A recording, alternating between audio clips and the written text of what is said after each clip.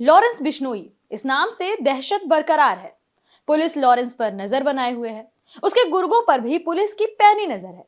मुंबई में बाबा सिद्दीकी की हत्या हुई तो नाम गैंगस्टर लॉरेंस बिश्नोई का सामने आया। दावा किया गया कि बाबा सिद्दीकी की हत्या से पहले वो एक हफ्ते से मौन व्रत पर था। यह भी कहा गया कि जब भी किसी पर हमला करना होता है तो लॉरेंस मौन व्रत पर चला जाता है। और अब इसी बीच खबर आ रही है कि लॉरेंस बिश्नोई बीते 12 दिनों से मौन व्रत पर है। ऐसे में सवाल उठने लगा है कि अब अगला शिकार कौन है। आखिर अब कौन है जिसके सिर पर मौत का साया मंडरा रहा है। सलमान खान को लॉरेंस पहले ही धमकी दे चुका है, उनके घर की रेकी करवा चुका है। इसके अलावा कई लोग ऐसे हैं जिन्हें खौफ है कि कहीं अगला नंबर उनका ही तो नहीं।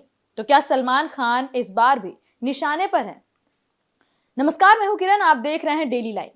लॉरेंस बिश्नोई गुजरात की साबरमती जेल में बंद है। क्या ये महज एक इत्तेफाक है या इसके पीछे लॉरेंस का तेज दिमाग या फिर कुछ और?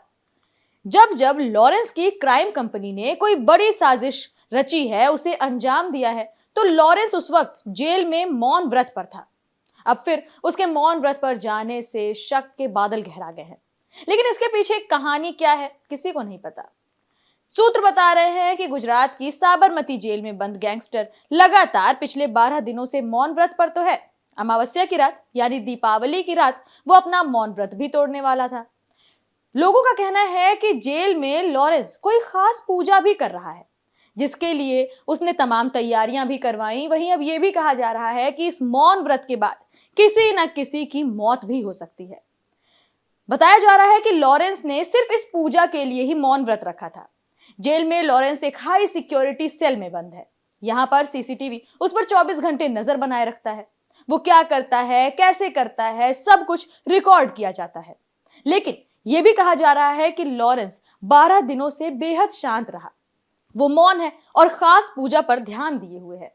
इस दौरान उसने कई धार्मिक पुस्तकें भी पढ़ी। लॉरेंस बिश्नोई गैंग के कई शूटर्स देश की अलग अलग जेलों में बंद हैं। काफी शूटर्स दिल्ली की तिहाड़ जेल में भी बंद हैं।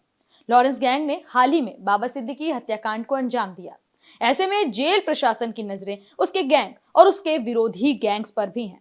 आपको याद होगा, तिहाड़ जेल में टिल्लू ताजपुरिया की हत्या को अंजाम देने के बाद लॉरेंस के शूटर्स ने जेल में जमकर जश्न मनाया था। वहीं पंजाब की गोइदबाल जेल में भी जग्गू भगवानपुरिया के शूटर्स की मौत के बाद लगातार लॉरेंस गैंग खुश नजर आ रही थी। बड़े गैंगस्टर्स ने जेल में जश्न भी मनाया था। लॉरेंस पर लगातार कई मामलों को जेल से अंजाम देने का आरोप लग चुका है। वहीं कुछ दिनों पहले ही लोकसभा में निर्दलीय सांसद पप्पू यादव ने भी लॉरेंस बिश्नोई से धमकी मिलने की बात कही थी। पप्पू यादव ने इस बाबत गृह मंत्रालय से शिकायत भी की थी। अब पप्पू यादव लाइव आए और उन्होंने कहा कि सलमान खान और लॉरेंस बिश्नोई गैंग के बीच वे नहीं पड़ेंगे। पप्पू यादव ने फेसबुक लाइव में कहा कि उन्हें डरने की आदत नहीं है, उन्हें किसी से निजी दुश्मनी नहीं है और सरकार सलमान खान की सुरक्षा की जिम्मेदारी ले ले।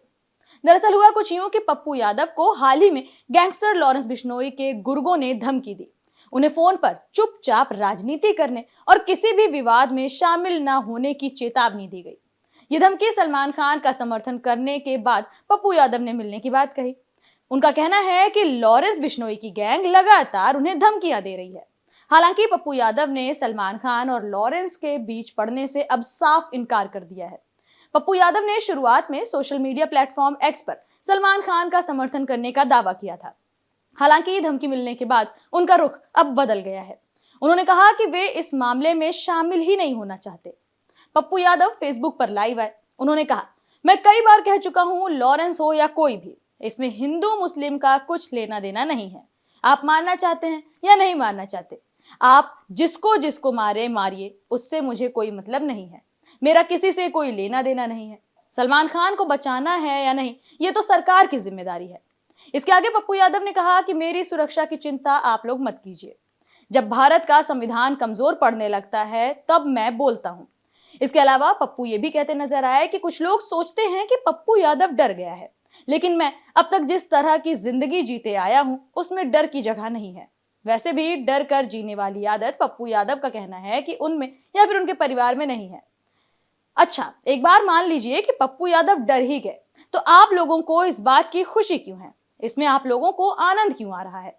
पप्पू यादव ने यह भी साफ किया कि धमकी के बावजूद उन्होंने मुंबई की यात्रा की और 3 नवंबर के बाद 20 दिनों के लिए झारखंड में भी होंगे। उन्होंने जोर देकर कहा कि उनकी किसी के साथ कोई भी निजी दुश्मनी या लड़ाई नहीं है। आगे पप्पू यादव ने कहा कि मैं बहुत ही विनम्रता से कहना चाहूंगा कि पप्पू यादव की किसी से भी रंजिश नहीं है। मैंने लॉरेंस बिश्नोई को भी यही कहा कि भैया तुमको किसे मारना है, किसे क्या करना है, ये तुम्हारा मामला है। फिलहाल ये तो रही पप्पू यादव की बात।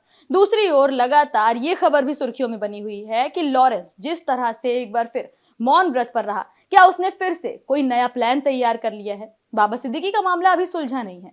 पुलिस लगातार इस मामले पर काम कर रही है, आरोपियों की धरपकड़ जारी है।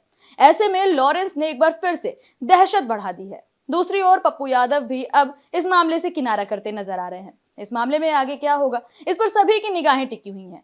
और तो और पुलिस प्रशासन भी काफी ज्यादा अलर्ट मोड पर है। लगातार लॉरेंस के गुर्गों की खोजबीन जारी है। लगातार गैंग पर पुलिस और प्रशासन नजर बनाए हुए है। फिलहाल इस रिपोर्ट में इतना ही। कैसी लगी हमारी रिपोर्ट हमें कमेंट सेक्शन में जरूर बताएं। साथ ही वीडियो को लाइक करें, शेयर करें और चैनल को सब्सक्राइब करना बिल्कुल ना भूलें।